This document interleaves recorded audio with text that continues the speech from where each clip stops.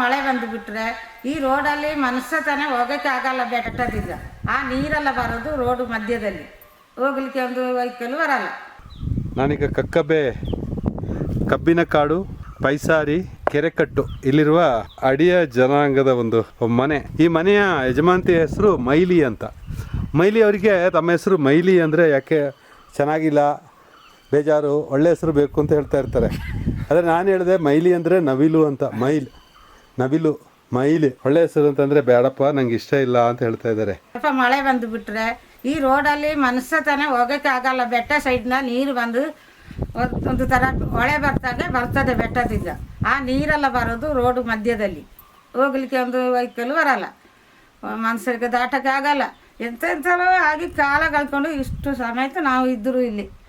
ಇನ್ನಾದ್ರ ಮೇಲೆ ಮಕ್ಕಳ ಕಾಲದಲ್ಲಿ ಈಗ ಇರೋದು ಇಷ್ಟು ಒಂದು ಮನೆ ಈ ಮನೆ ತೋಟ ತಾನೇ ಇರೋದು, ಬೇರೆ ಯಾವುದು ಇಲ್ಲ ಇಲ್ಲಿ. ನೀರು ಮತ್ತು ಕುಡಿಯೋಕ್ಕೆ ಒಂದು ಚೂರು ಮನೆ ಬಂತು. ಈಗ ನೋಡಿ ಸರ್, ಅಲ್ಲಿ ಮೇಲೆಲ್ಲ ಮನೆಯಲ್ಲಿ ಕುಡಿಯೋಕ್ಕೆ ನೀರೇ ಇಲ್ಲ ಒಂದು ಸಮೇತ, ನೀರೇ ಇಲ್ಲ ಆಯಿತಾ. ನೀರಿಲ್ಲದೆ ಕಳೆದ ವರ್ಷ ಕಳೆದ ವರ್ಷ ಸರ್ಕಾರ ಅವರು ಬಂದು ಇದು ಬುಲ್ಡೋಜರು ಏನೆಲ್ಲ ತಗೊಂಡು ಬಂದು ಆ ತೋಟದಲ್ಲೆಲ್ಲ ಅರ್ಧ ತೋಟ ಹೋಗಿದೆ. ಅವರೆಲ್ಲ ಗುಂಡಿಗೆ ಮಾಡಿಕೊಂಡು ನಾನು ಪೈಪ್ ಹಾಕಿ ಕೊಡ್ತೀನಿ, ನಾವು ಇದು ನೀರು ತಂದು ಕೊಡ್ತೀನಿ, ಹಂಗೆ ಹಿಂಗೆ ಅಂತ ಹೇಳಿ ಏನೆಲ್ಲ ತಗೊಂಡು ಬಂದೆಲ್ಲ ಹಾಕ್ತಾರೆ ಇಲ್ಲೆಲ್ಲ.